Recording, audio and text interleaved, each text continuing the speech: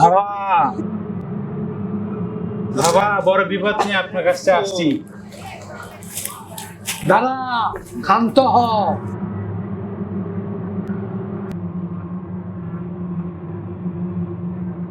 এখন বল।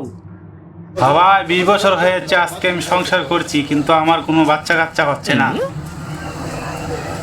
দাঁড়া, আমার কাছে এসেছিস, এর একটা আসাম আমি করে দিব।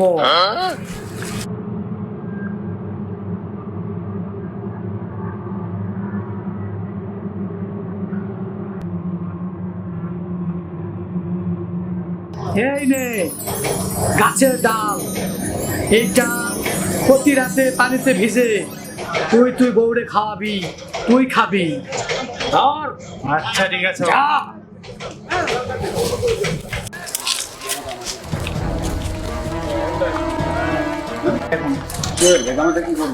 হারামজাদা, আমার বিয়েতে তোর আগে 20 বছর ধরে আমার বাচ্চা দিতে পারিস নাই, তুই আরেক বেটার বউরে বাচ্চা দে।